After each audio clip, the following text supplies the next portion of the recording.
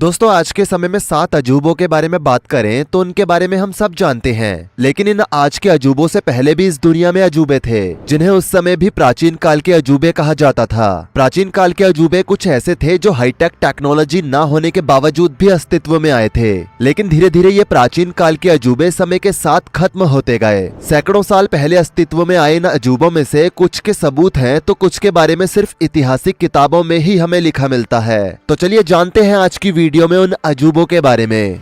Artemis का मंदिर। Artemis नाम से जाना जाने वाला ये भव्य भवन शिकार, जंगल और प्रजनन शक्ति की ग्रीक देवी आर्टेमिस को समर्पित था और इसे प्राचीन दुनिया के 7 अजूबों में से एक माना जाता था। ये मंदिर एफेसस में स्थित था जिसे आज हम तुर्की के नाम से जानते हैं। आर्टेमिस के मंदिर की उत्पत्ति ब्रॉन्ज एज से हुई है। पहला मंदिर लगभग 800 ईसा पूर्व में बनाया गया था, लेकिन बाद में बाढ़ के कारण ये नष्ट हो गया। 6वीं शताब्दी ईसा पूर्व में लाइडियन किंग क्रोसस ने एक नए बड़े मंदिर के निर्माण के लिए धन मुहैया करवाया, जिसे वास्तुकार चेर्सीफ्रॉन और उनके बेटे मेटाजिन्स ने डिजाइन किया था। लगभग 550 ईसा पूर्व में बनकर तैयार हुआ ये मंदिर प्राचीन वास्तुकला का एक चमत्कार था, जिसमें एक भव्य स्तंभ, जटिल नक्काशी और समृद्ध रूप से सजे हुए अंदरूनी भाग थे। आर्टेमिस के मंदिर में सदियों से कई नवीकरण और विस्तार हुए हैं। प्रत्येक पुनरावृत्ति पिछले से अधिक शानदार है। मंदिर का सबसे प्रसिद्ध संस्करण, जिसे अक्सर ग्रेट आर्टिमिसन के रूप में जाना जाता है, उसे लाइडियन किंग क्रोसस द्वारा कमीशन किया गया था और लगभग 550 ईसा पूर्व में जाकर वो पूरा हुआ था। इस मंदिर को 127 ऊंचे स्तंभों द्वारा समर्थित किया गया था, जिनमें से प्रत्येक 18 मीटर से अधिक लंबा था और विस्तृत मूर्तियों और राहत से सुसज्जित था, यानी कि आंखों को लुभाने वाला था। मंदिर जितना विशाल और भव्य था, उससे कहीं ज्यादा मनमोहक भी था। आपको बता दें कि उस समय इस मंदिर में इतना चढ़ावा आता था कि ये मंदिर आसपास के 12 राज्यों से ज्यादा धनी था। लेकिन 356 ईसा पूर्व में इस मंदिर पर एक बड़ा हमला किया गया और इस मंदिर को जलाने की कोशिश की गई, लेकिन ये मंदिर नष्ट नहीं हुआ और मंदिर का दोबारा से निर्माण कराया गया। जब मंदिर को दोबारा से बनवाया गया तो इसे और बड़ा बनाया गया। अब इस बार सजावट भी पहले से ज्यादा की गई। इस सजावट में प्रेक्सिटेल्स और स्कोपस जैसे प्रसिद्ध कलाकारों की मूर्तियां शामिल थी। ये मंदिर कई शताब्दियों तक खड़ा रहा, जब तक 262 ईसा पूर्व में गोथ्स के आक्रमण के कारण इसे अंततः नष्ट नहीं कर दिया गया।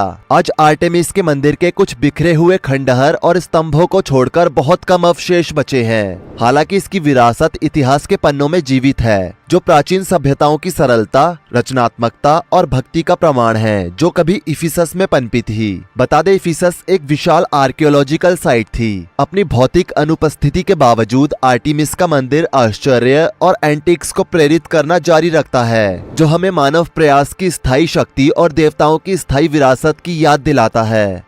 Colossus of roads.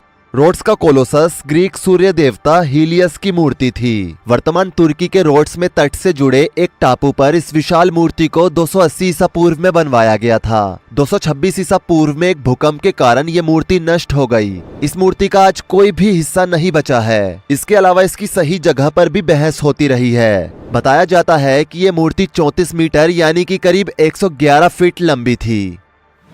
अलेक्जेंड्रिया का लाइट हाउस, ग्रीस।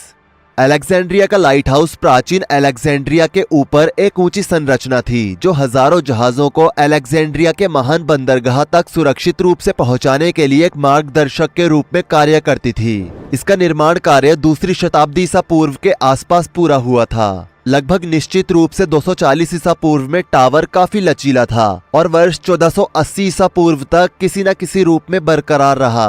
फिरौन टॉलेमी द्वितीय फिलाडेल्फस, जिन्होंने करीब 285 ईसा पूर्व से 246 ईसा पूर्व तक राज किया, उन्हीं के आदेश पर इस लाइट हाउस को बनाया गया था। प्राचीन इतिहासकारों के मुताबिक मिस्र में अलेक्जेंड्रिया का बंदरगाह उस समय दुनिया के सबसे बड़े बंदरगाहों में से एक था।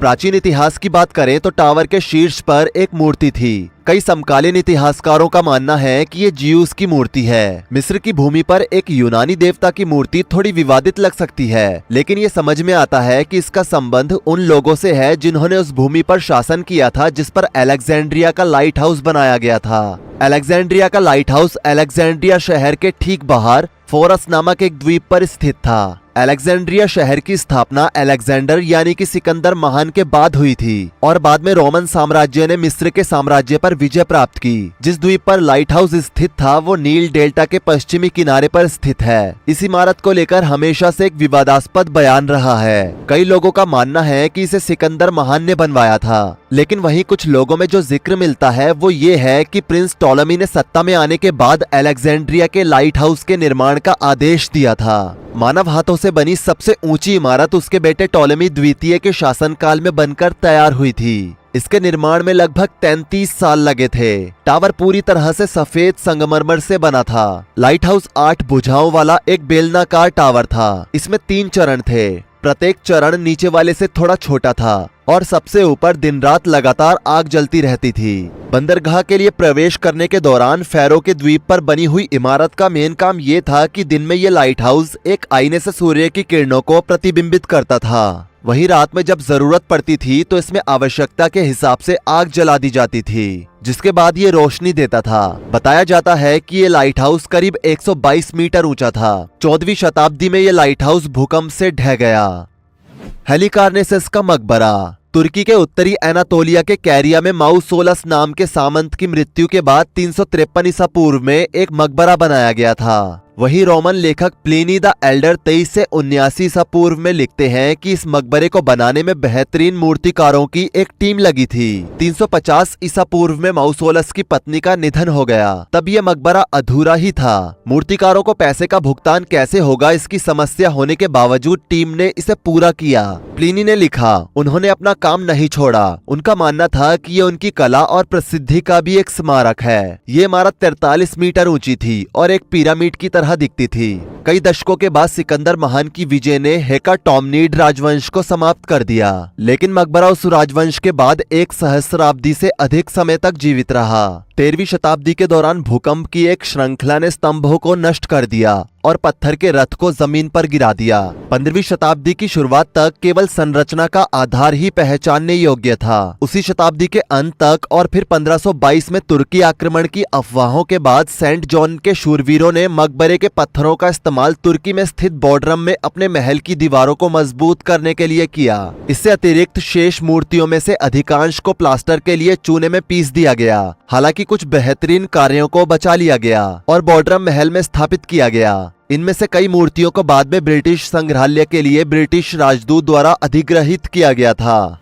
ओलंपिया में जीउस की मूर्ति। प्राचीन ग्रीक लेखक स्ट्रैबो ने 64 ईसा पूर्व से 24 ईसा पूर्व में लिखा है। ग्रीस के प्रमुख ओलंपिक देवता जीउस या बृहस्पति की मूर्ति लगभग 450 ईसा पूर्व में बनाई गई थी, जिसकी ऊंचाई लगभग 40 फीट थी। इस मूर्ति की खास बात ये थी कि इसे बनाने में बड़े पैमाने पर हाथी के दांतों का इस्तेमाल किया गया था। बृहस्पति को इसमें बैठा हुआ दिखाया गया है। इसमें उनका सिर छत को छू रहा है, जिससे ऐसा प्रतीत होता है कि अगर वो खड़े हो गए तो मंदिर की छतें टूट जाएंगी। इतिहासकार सुएटोनियस ने लिखा कि रोमन सम्राट कैलिगुला ने 40 ईस्वी में आदेश दिया कि जीउस के साथ साथ ग्रीस स्थित सभी मूर्तियों का सिर तोड़ दिया जाए और उन सभी के धड़ों पर उसका चेहरा लगा दिया जाए।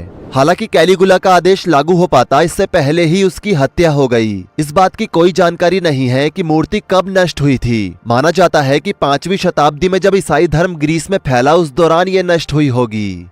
बेबीलोन के झूलते बगीचे। बेबीलोन के झूलते बगीचों के बारे में माना जाता है कि ये बाग इराक के बेबीलोन शहर में स्थित थे।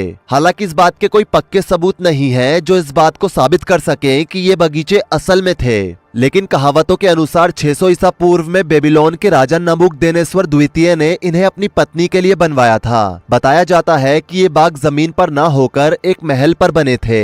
इसमें झरने भी थे जो कि देखने में एकदम स्वर्ग जैसे दिखते थे। हालांकि कई प्राचीन लेखकों ने इन बगीचों का जिक्र किया है। प्राचीन यूनानी इतिहासकार डियोडोरस सिकुलस ने 1ली शताब्दी में लिखा कि बगीचे पहाड़ी की ढलान वाली संरचना पर बने थे। कई हिस्से सीढ़ीनुमा तरीके से एक दूसरे से जुड़े थे। हालांकि वर्तमान में पुरातत्वविदों ने खुदाई की, लेकिन उन्हें इस तरह की कोई संरचना नहीं मिली। मिस्र के पिरामिड्स। मिस्र के पिरामिड्स हमेशा से पुरातत्वविदों में जिज्ञासा का विषय रहे हैं। मिस्र के पिरामिड से जुड़े कई सवालों के जवाब आज भी ढूंढे जा रहे हैं। मिस्र के रहस्यमयी पिरामिड्स एक लौती ऐसी इमारत है जो प्राचीन समय से लेकर आज भी अस्तित्व में है। स्क्रीन पर दिख रहे पिरामिड का निर्माण 4600 साल पहले मिस्र के फिरौन खुफू के लिए एक मकबरे के रूप में करवाया गया था। सन 1311 में इंग्लैंड में लिंकन कैथेड्रल के सेंट्रल टावर के निर्माण से पहले ये दुनिया की सबसे ऊंची संरचना हुआ करती थी। जब पहली बार पिरामिड का काम पूरा हुआ तो उसकी ऊंचाई 147 मीटर थी, लेकिन आज इसके कई पत्थर